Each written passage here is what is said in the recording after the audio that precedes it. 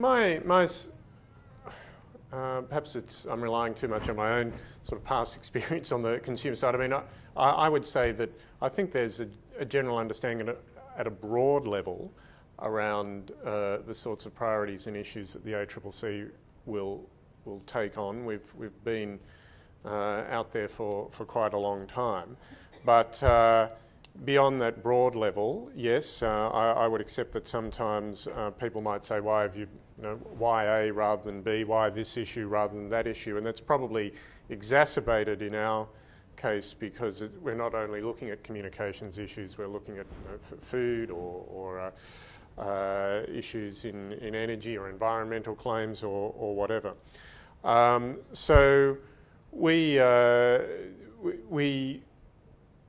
certainly seek to get the sort of feedback that Delia's been talking about from our Consumer Consultative Committee as to what are the current hot issues, what are the priority areas, what are the areas that are creating greatest risks for consumers.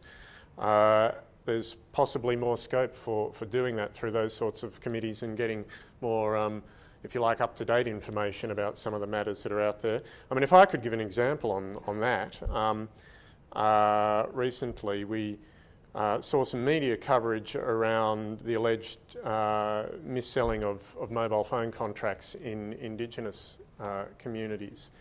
Interestingly, some of the public commentary on that was from an organisation that's been on our Consumer Consultative Committee, but the matter had not been raised at our Consumer Consultative Committee.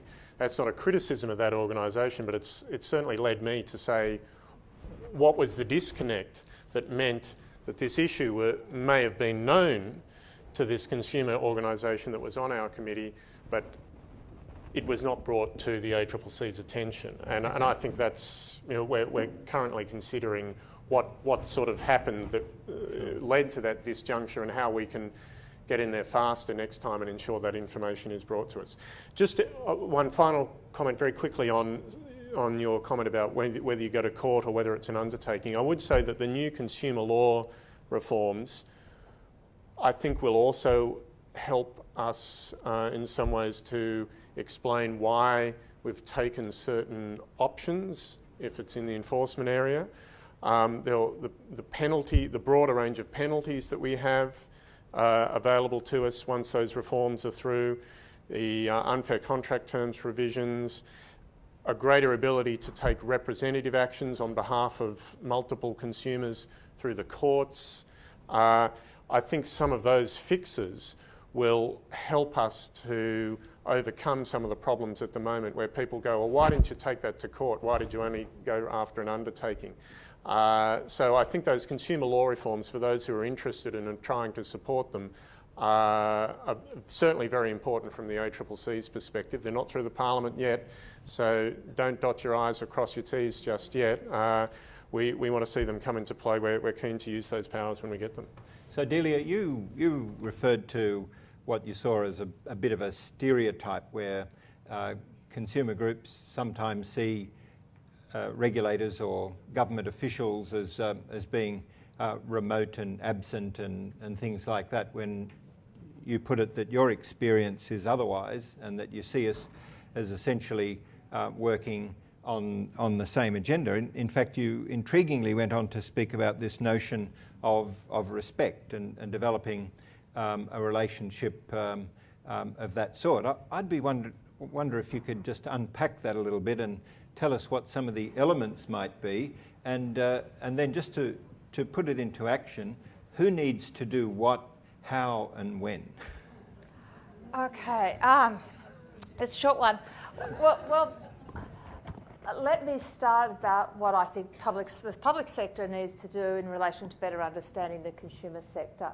I think, first of all, it needs to understand the limits which it acts upon, except for ACCAN, who's so well funded, but everybody else who's out there. I mean, if you look at the sector we interact with a lot, financial counsellors, for instance, or I look at Elisa's work when she was at Choice.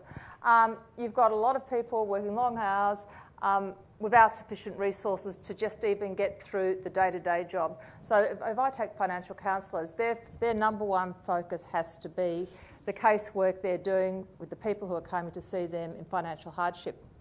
However, what that casework throws up is a whole range of really bigger systemic issues.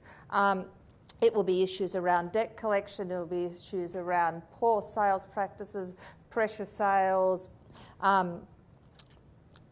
mortgage broking, subprime lending, all of those things first become apparent through places like the Consumer Credit Legal Services. So we need to understand the limits that they're working under and find ways in which we can help them to actually put that information together in a way that it could come to us either as a regulator or to Treasury as a policy agency, and we could do something with it.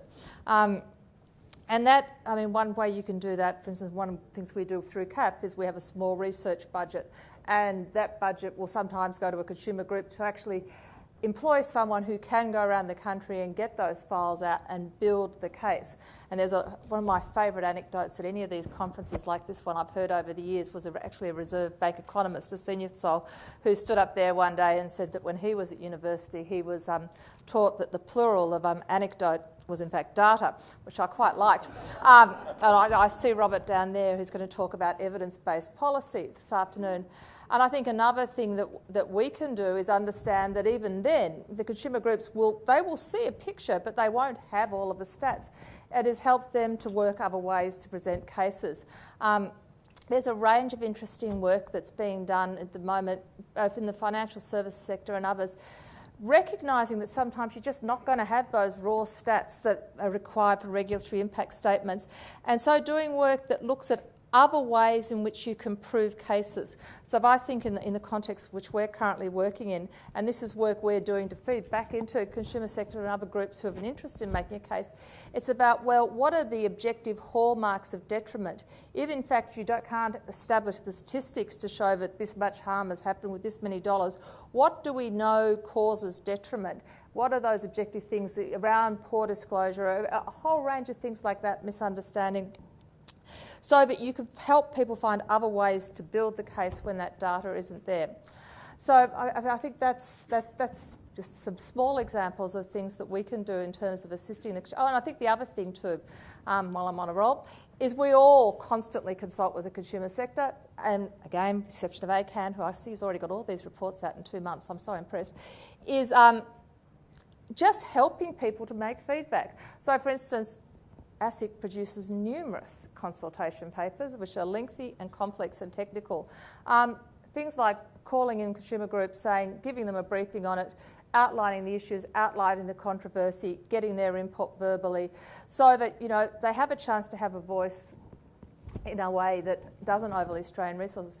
In terms of looking at it the other way, I think the first point is around trust and recognising that, just pick up the phone and talk to regulators. We all make mistakes, and the old, is it a stuff-up or a conspiracy? In my experience, it's usually a stuff-up. So to trust enough to talk, to lay out the questions, to respect confidences and have that openness of dialogue, and to look at how you can reformulate solutions to get to somewhere which we can actually assist with. I hope that makes sense to people.